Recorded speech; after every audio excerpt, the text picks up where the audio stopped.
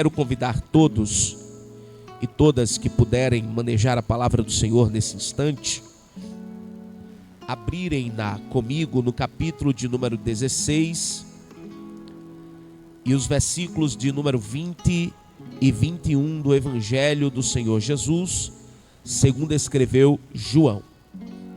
Evangelho de Jesus, segundo João, capítulo 16, versos 20 e 21 dizem assim: na verdade vos digo, que vós chorareis e vos lamentareis, e o mundo se alegrará, e vós estareis tristes.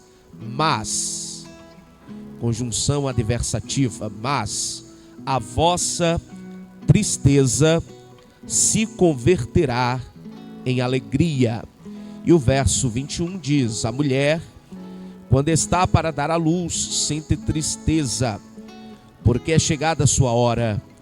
Mas depois de ter dado à luz a criança, já não se lembra da aflição, pelo prazer de haver nascido um homem no mundo. Se você puder, aonde estiver, diga amém. Glória a Deus. Meus queridos e amados irmãos em Cristo Jesus, eu gostaria de trazer-lhes nesta manhã linda de segunda-feira, dia 8 de janeiro do ano 2024, uma palavra da parte do Senhor para o seu coração. E gostaria de subordinar este sermão ao tema o depurado Evangelho, porque a proposta deste sermão é lançar luz sobre pontos fundamentais do Evangelho que Cristo nos ensinou. Porque é fundamental que entendamos que vivemos em dias em que é muito possível encontrar versões do Evangelho que não são aquelas, ou que não é aquela trazida pela palavra de Deus.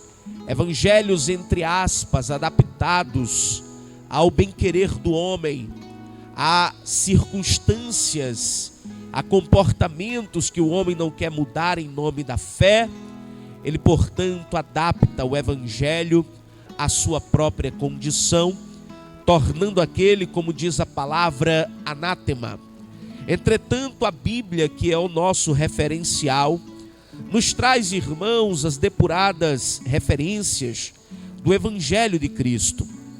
E se nós, estudando a palavra de Deus, não conseguirmos enxergar isso, é porque de alguma forma o nosso entendimento está obstruído por pensamentos que não corroboram com a nossa fé.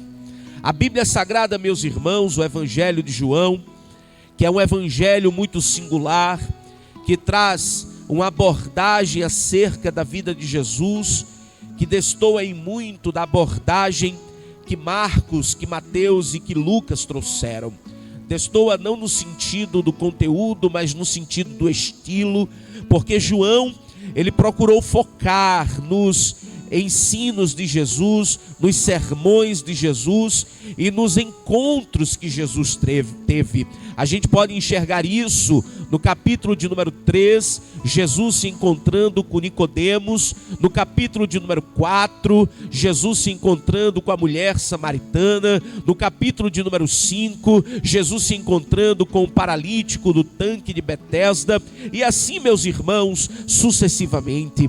Porém, nos sermões, ou nas orações, ou nos ensinos que João registra do Salvador Jesus, diversas verdades nos são reveladas e que nos apresentam o Evangelho como ele pregou e como deve ser pregado pela igreja do presente século.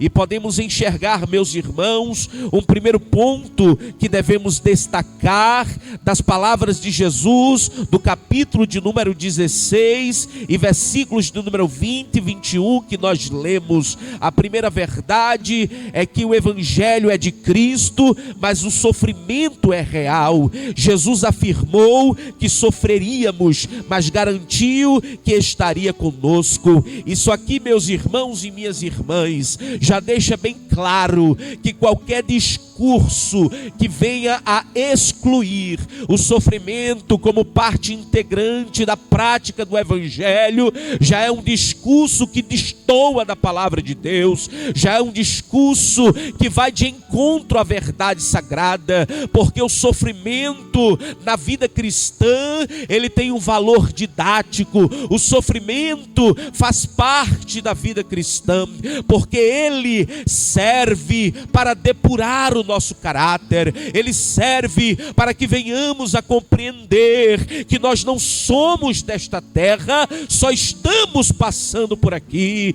O sofrimento serve para que venhamos a compreender que o reino de Deus é o reino eterno que transcende a dimensão terrena para a qual muitos estão construindo as suas vidas. E a gente vê paralelos na Bíblia Sagrada de personagens que tiveram grande projeção nas histórias, que tiveram grandes feitos em suas vidas, mas que não puderam se apartar da grande verdade de que o sofrimento tem seu valor. A Bíblia diz em 1 Samuel, capítulo de número 1, versículos de 1 a 19, que Ana não tinha filhos, era uma mulher temente a Deus, era uma mulher serva do Senhor, mas sobre ela pesava o fardo de não poder ter filhos, e na sociedade na qual ela estava inserida, não ter filhos era uma grande tragédia. A gente também pode enxergar capítulo de número 13, versos de número 14 e 21 do segundo livro de Reis. Eliseu morreu de doença. Ora, o homem que fora usado por Deus para ressuscitar, o homem que fora usado por Deus para purificar águas envenenadas, este morreu de doença. Parece não fazer sentido. Capítulo 1 a 3 do livro de Jó, nós vemos um homem que era temente a Deus, que se desviava do mal, que era justo, que era reto, que tinha um caráter ilibado, ter de Deus a permissão para que o inimigo tirasse tudo da sua vida. E não para por aí. Deuteronômio, capítulo de número 34, versos de 1 a 6, nós encontramos Moisés, o homem que fora designado por Deus para tirar o povo do Egito, que passou 40 anos sofrendo no deserto com um povo rebelde e de coração dúbio, não teve de Deus a permissão para entrar na terra de Canaã. Parece não fazer sentido na lógica humana, entretanto, todos estes casos apontam para o mesmo lugar, que o sofrimento, ele faz parte da vida de quem quer servir a Deus. Ele faz parte porque Deus tem prazer que venhamos a sofrer? Claro que não. Ele faz parte porque Deus é um ser masoquista que tem prazer em ver a sua criatura sofrendo? Muito pelo contrário. Mas o sofrimento faz parte, como eu já disse, do propósito de Deus para depurar o nosso caráter, para que venhamos a servi-lo pelas razões certas e para que venhamos a temê-lo, não porque o que ele pode dar é importante, mas pelo que ele é, ser fundamental para a nossa existência. Aleluia. Então, meus irmãos, o evangelho depurado, ele revela uma verdade incômoda. E que verdade incômoda é essa, presbítero Lineker? É que o sofrimento faz parte da vida de qualquer homem e de qualquer mulher que venha a servir a Deus. Aleluia. Você talvez, estando aí na sua casa, no seu trabalho, ou mesmo em algum lugar, na casa de um familiar, ou viajando, ou pode até estar assistindo, ouvindo esta mensagem em um lugar de lazer, não importa. A sua memória com certeza terá facilidade de acessar lembranças de dias difíceis, ou talvez os dias difíceis sejam estes que você está vivendo agora. Por quê? Porque você sabe na prática que por mais que você faça as coisas como deveria fazer, por mais que você trilhe o caminho correto, em algum momento virá o sofrimento com o objetivo de depurar o seu caráter e te tornar uma pessoa melhor. Por isso, não devemos viver temendo o dia mau, mas devemos viver como se o dia mau fosse uma etapa que abriria portas para um dia de glória que Jesus preparou para nós.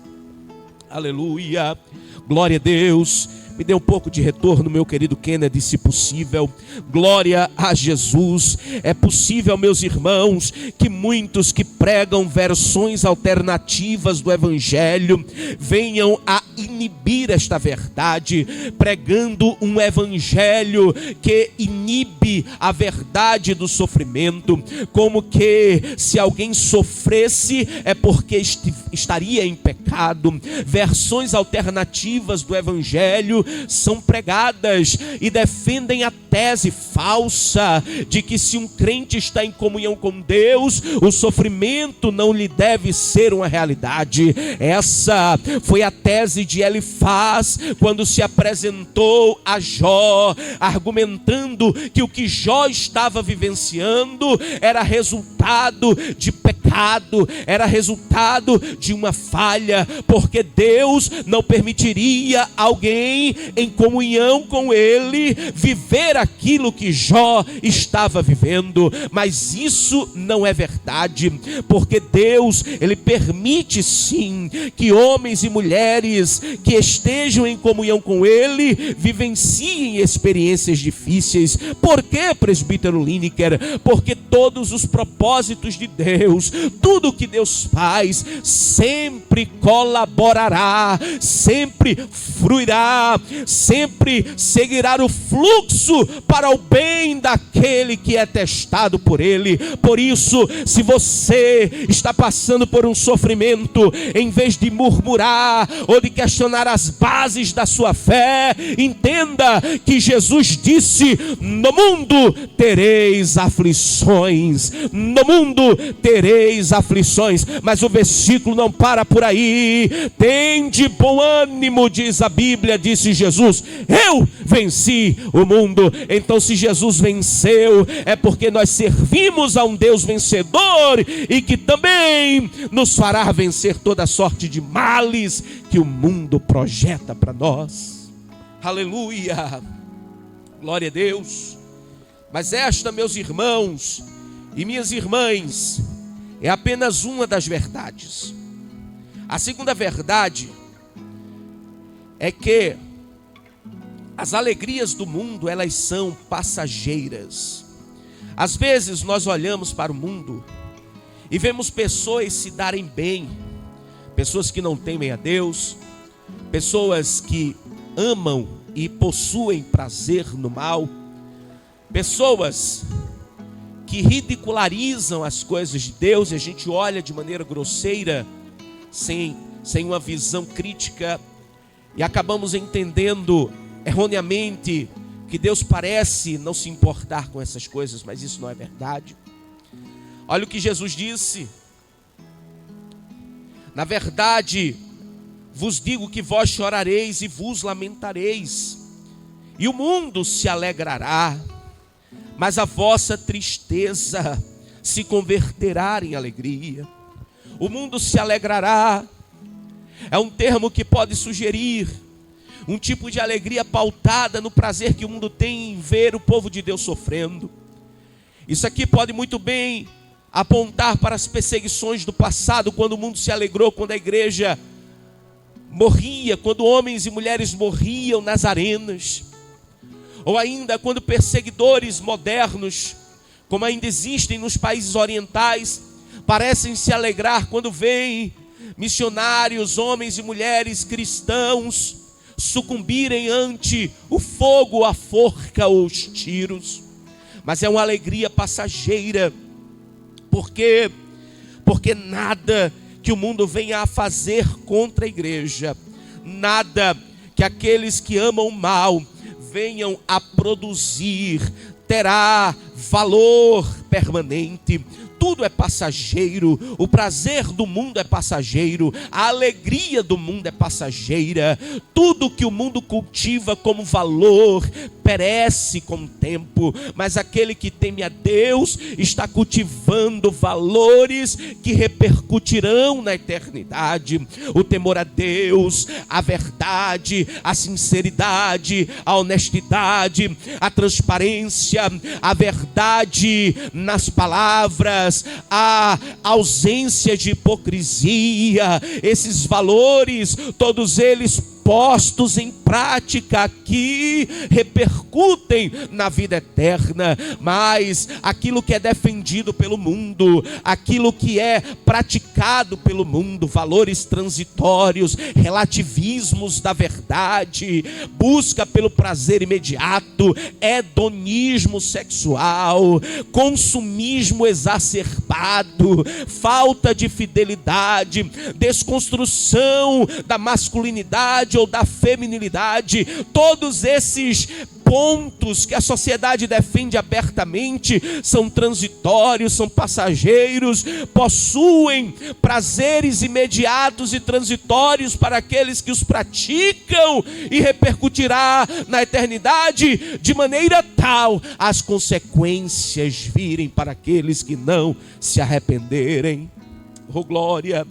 Por isso que Jesus nos ensina nesta manhã que o mundo e suas alegrias são passageiras. Não podemos incorrer no erro de Asaf, registrado no capítulo de número 73, no Salmo de número 73, versos de 1 a 16. Asaf diz que quase escorregou nesta armadilha. Que armadilha, presbítero Lineker? É essa de olhar para o homem do mundo que aparentemente não sofre e fazer um paralelo com o sofrimento daquele que teme a Deus. Muitos de nós já podemos ser tentados a pensar como Asaf: por que, Senhor, eu temo a Deus e acontece isso, mas com aquele que não te respeita, que não leva a sério as coisas de Deus, ou que simplesmente debocha dos valores eternos do Senhor, com ele está tudo bem. Este paralelo é feito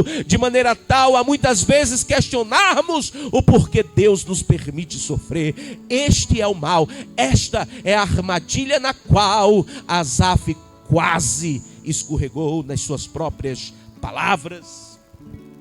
Por isso que, como crentes que servem a Deus a partir de um evangelho depurado, que significa puro, límpido, claro, nós precisamos entender que aqueles que não servem a Deus e que venham a parecer estar numa situação melhor do que aqueles que servem a Deus, não conseguem perceber que tudo isso é passageiro e que, na verdade, o que nós, enquanto servos do Senhor, cultivamos é que é eterno. Cristo estava nos ensinando a viver uma vida cristã autêntica, fundamentada em valores eternos e não em bens transitórios, e não em benefícios passageiros. Infelizmente, essa é a grande dificuldade de muitos cristãos dos dias atuais: compreender que boa parte daquilo que as Escrituras nos ensina faz com que as nossas ações tragam benefícios para a eternidade. Há muitos que estão cultivando uma crença de que as benesses do Evangelho devem ser, em sua maioria, colhidas nesta terra. Não é falso que vivermos uma vida alinhada a Cristo nos trará bênçãos aqui na terra. Não é falso, é verdadeiro. Mas isso não tem maior peso do que os benefícios eternos que a vida cristã promete. Ou seja, ter bênçãos na terra não pode ser um elemento condicionante para crermos nas bênçãos eternas, não. Nós precisamos crer que a maior bênção é morar com Cristo eternamente, nas casas que Ele prometeu que prepararia para nós, capítulo 14 de João. Nós não podemos condicionar a crença neste ponto, a crença neste outro, em que aqui devemos ser de todo abençoados e termos uma vida fácil. Não, Deus pode fazer isso, mas isso aqui continua sendo verdade. Deus pode não fazer isso, mas este ponto continuará sendo verdade. É por isso que Cristo estava ensinando aos seus discípulos: olha, vocês vão chorar, o mundo vai sorrir, mas não se preocupem, a vossa tristeza se converterá em alegria. Aleluia, glória a Deus. E aqui, meus irmãos, que encontramos um terceiro e importante ponto, exatamente este: a nossa tristeza será convertida em alegria. Sofremos hoje, sorrimos amanhã. Choramos hoje, lembramos das lágrimas amanhã e pensando: como aquilo me afetou tanto se Deus estava comigo. Sofremos hoje, sorrimos amanhã. Jesus compara a nossa dor às dores de parto de uma mulher. Isso mesmo. Ser cristão não é fácil. Quem disser que ser crente é fácil, não sabe o que é ser crente. Porque ser crente é viver na contramão do mundo, é viver na contramão do corpo, dos prazeres corpóreos. E ser crente é viver na contramão de todo o sistema liderado por Satanás. Jesus disse assim: quem quiser vir após mim, tome a sua cruz. Não é fácil tomar a cruz, porque significa carregar um peso para o qual o nosso corpo não está ajustado. É carregar um peso contrário ao desejo natural do nosso ser. Negue-se a si mesmo. É muito difícil negar a si mesmo. Nós temos muita facilidade em negar outros, negar outras, em negar princípios, em negar crenças, mas negar as nossas próprias vontades é um exercício muito difícil. E siga-me, disse Jesus. Vivemos numa época em que as pessoas querem ser seguidas, brigam, compram, vendem, gastam fortunas, porque querem parecer muito populares nas redes sociais. Há uma indústria de venda de seguidores no Instagram e outras redes sociais. Entretanto, Jesus disse: quem quiser vir após mim, tome sua cruz, negue a si mesmo, tome sua cruz e siga-me. Isso é difícil, porque nós somos influenciados, nós somos ensinados a seguirmos as nossas próprias intuições. Nós somos ensinados a sermos autônomos em tudo, mas não um tipo de autonomia que venha a tornar o homem capaz de decidir por si mesmo, mas um tipo de autonomia que venha a descredenciar toda influência de Deus na vida do homem. É assim que tem sido ensinado o homem moderno a viver. Então, seguir hoje é um grande exercício, e Jesus disse: siga-me. Então, quem defende que ser crente é fácil não compreende a verdade da cruz. É por isso que o sofrimento precisa ser entendido como parte do processo, porque para ser crente precisamos negar, precisamos perder para ganhar, precisamos perder para depois encontrar.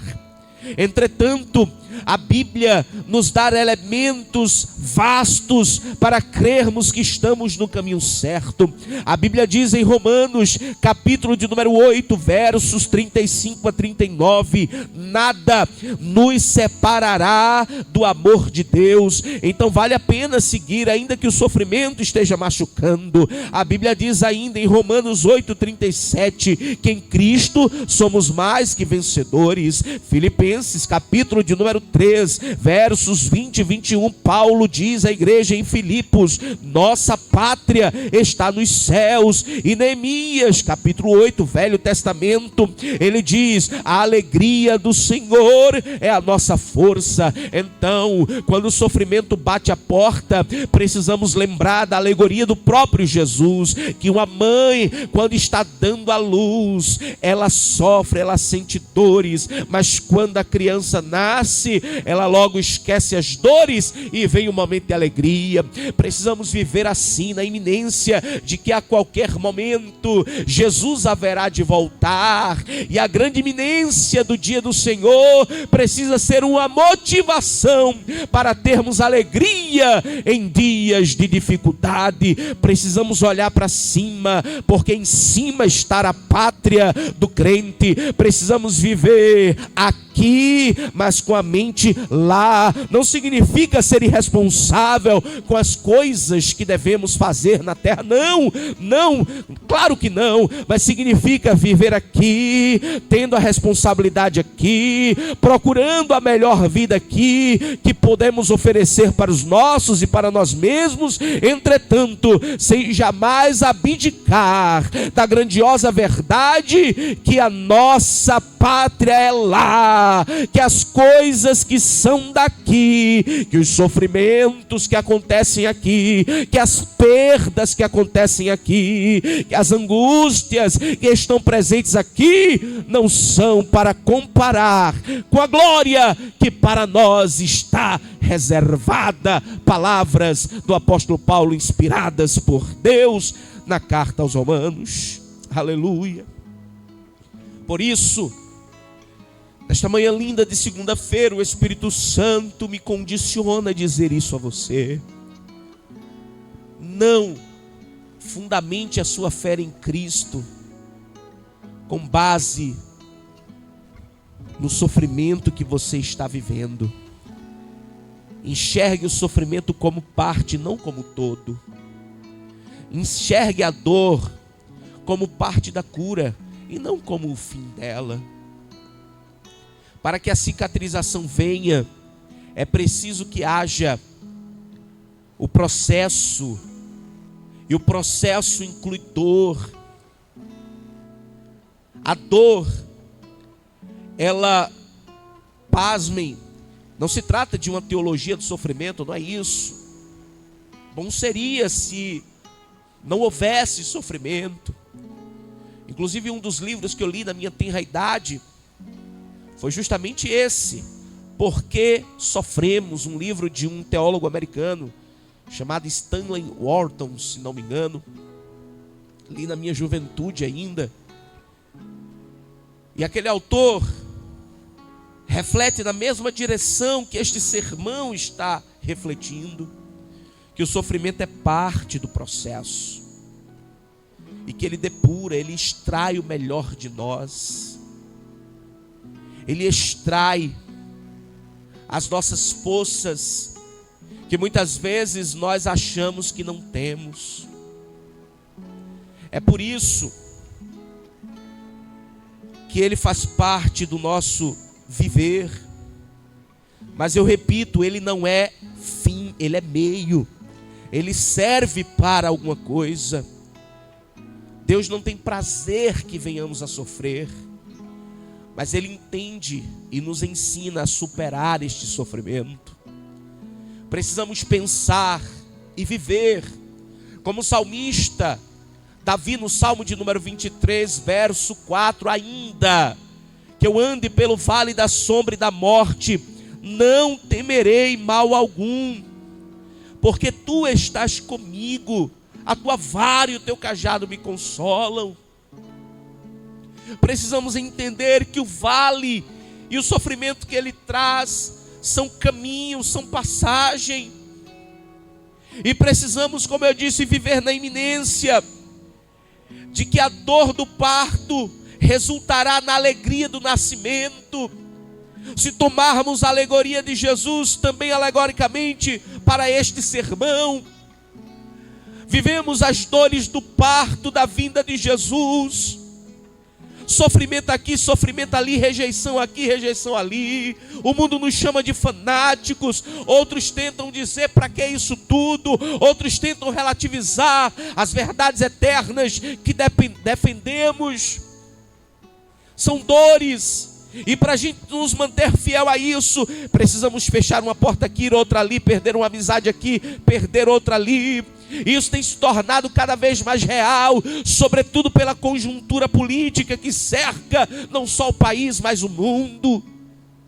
Entretanto, nós precisamos viver firme na iminência de que tudo isso são dores, mas que a alegria do parto, alegoricamente tomando aqui a ideia de que Jesus haverá de vir, e isto como o nascimento de uma criança, nos trará alegrias que serão tão profundas que não há adjetivo que venha a designar. Nós não podemos, igreja do Senhor, viver uma vida sem a esperança da vinda de Cristo. Não podemos achar que o Evangelho só aponta para cá. Não, meus irmãos, o Evangelho aponta para lá. Jesus, a vida eterna, a ressurreição, o arrebatamento da igreja, o grande dia do Senhor, todas essas coisas futuras, elas são o estopim de uma pregação que Jesus fez na Judéia, na Galiléia, em Samaria, para judeus e gentios crerem na verdade do santo Evangelho. Aleluia. Por isso, meus irmãos, apontando para a conclusão deste sermão, eu vos digo, temos que crer nas palavras de Jesus, para andarmos de cabeça erguida. Temos que carregar a nossa cruz e saber que no caminho encontraremos toda sorte de momentos. Precisamos ter a sensibilidade para orar de Ana. Precisamos ter a convicção de Jó. Precisamos ter a humildade, a serenidade de Moisés. Precisamos ter a capacidade de superar obstáculos de Davi. Precisamos ter uma parcela da fé de Abraão para podermos seguir nessa jornada. Não olhe para trás. Não compare sua vida com a de ninguém. Não compare a sua vida com a vida do ímpio. Não escorregue na armadilha que quase fez Asaf escorregar. Olhe para a cruz. Olhe para Jesus, siga a paz com todos. Sabe por quê? Porque Ele é o consumador da nossa fé. Ele é aquele que vai garantir que todas estas palavras se materializem ao ponto de usufruirmos de uma alegria que todo sofrimento do passado não fará sentido algum. Aleluia. Por isso, meus irmãos e minhas irmãs, a Bíblia diz, capítulo de número 8, verso 28, todas as coisas cooperam para o bem dos que amam a Deus e foram chamados segundo o seu propósito. A Bíblia diz em João de número 14, João capítulo 14, verso 18, que jamais estaremos sós. Palavras de Jesus. Romanos capítulo 8, verso 18, aquele texto que já mencionei, as aflições do presente século não são para comparar com a glória do porvir. Então, você, eu, nós estamos no caminho certo. Você, eu, nós estamos servindo ao Deus certo, o único, verdadeiro Senhor de tudo, de todos e de todas as criaturas. Eu, você, Nós estamos trabalhando para um Deus que vai nos recompensar por todo esse esforço. Você, eu, nós estamos abrindo mão de prazeres terrenos para colher prazeres eternos. E qual é o maior deles, presbítero Lineker? É o prazer de estar para sempre com Jesus, para sempre com Jesus, eternamente com Jesus, para sempre com o Senhor. E aonde a morte, a velhice, o sofrimento, a angústia, a dor, nenhum tipo de mal haverá de ter efeito, porque lá estaremos como anjos, como canta a cantora, aleluia, dos anos 70. Sabe por quê? Porque a nossa condição será de sobrenaturalidade. Nada que é natural nos atingirá mais. Nada na dimensão corpórea, física será importante. Você olha para o seu corpo, você sente dores, é doença aqui, doença ali. Você olha para si e lembra do jovem que você foi, pensa onde ficou aquele jovem. Ei, não te preocupa, porque lá não haverá velhice, não haverá doença, não haverá sofrimento. O evangelho depurado de Cristo nos garante isso. Tenhamos fé que Ele haverá de pôr um fim absoluto em toda dor que o crente sincero passa, porque no céu, como diz o hino, não haverá nenhum tipo de sofrimento, não haverá dor alguma. Aleluia. Oh glória. Eu quero, queridos, encerrar esse sermão dirigindo a Deus uma oração pela sua vida. Eu não conheço você, eu não sei qual é o sofrimento, eu sei dos meus, eu sei das minhas angústias, mas eu conheço alguém que sabe das minhas e sabe das tuas, e que está me ouvindo e está te ouvindo, e que está me vendo e que está te vendo. E eu queria dirigir uma oração a este Deus agora, pedindo que Ele nos ajude a extrair das fraquezas forças, e que jamais venhamos a ser ludibriados por versões alternativas de um evangelho depurado, que é o evangelho de Deus, de Cristo. E o evangelho de Cristo é claro: sofrimento tem seu valor didático. Aonde estiver, dirija comigo esta oração. Glória a Deus. Querido Deus e eterno Pai, soberano Criador do céu, da terra, dos mares e de tudo que neles há, neste momento, Senhor, eu dirijo a minha voz a Ti, juntamente com centenas e milhares de servos e servas Tuas, que estão comigo unidos nesta oração. E eu te peço, Senhor, que nos ajude a compreender que o sofrimento é passageiro e tem valor didático na nossa vida, e que ele é meio para um fim, e que este fim, Senhor, está cada vez mais próximo. Te pedimos, ó Deus, que venhas a trazer luz sobre os corações escurecidos pelo medo, que venhas a trazer esperança para os corações enganados pela desesperança e pelo sentimento da iminência da morte. Meu Deus, traz vida para quem está à beira da morte, traz esperança para quem está à beira do colapso emocional, traz forças para quem está quase entregando as armas, mas não deixa nenhum dos teus pequeninos voltar. Que o caminho adiante seja seguido, que é o caminho que foi aberto na cruz, mas que leva a Deus. Nos ajuda, Senhor, a seguir em frente, e que o sofrimento nos machuque, mas não nos mate, mas que venham, Senhor, as feridas a serem curadas pelo Senhor, pelo bálsamo do Senhor. Eu te peço, Senhor, pelas centenas de pessoas que pedem oração no chat desta live.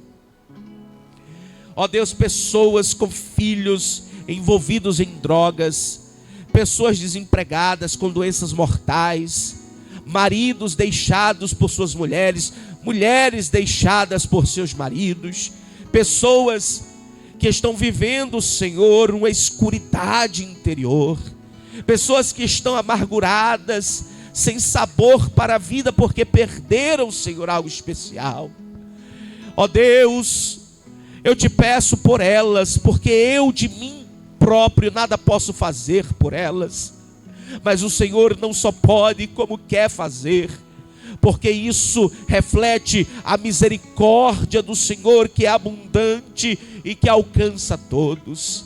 Meu Deus, eu te peço por essas pessoas, tem misericórdia delas, abre uma porta de emprego para aquele que tem procurado pelas empresas de Maceió, de Rio Largo e de outras cidades adjacentes, aqueles, Pai, que estão vendo as suas contas se acumularem, que estão vendo a sua condição se apequenar cada vez mais pela falta de recursos. Abre uma porta para esse servo, se ele estiver fazendo a parte dele, Pai, nutre ele de esperança e na sequência, Senhor, de uma porta aberta para que ele glorifique o teu nome. Meu Deus, é o que eu te peço, crendo em nome de Jesus.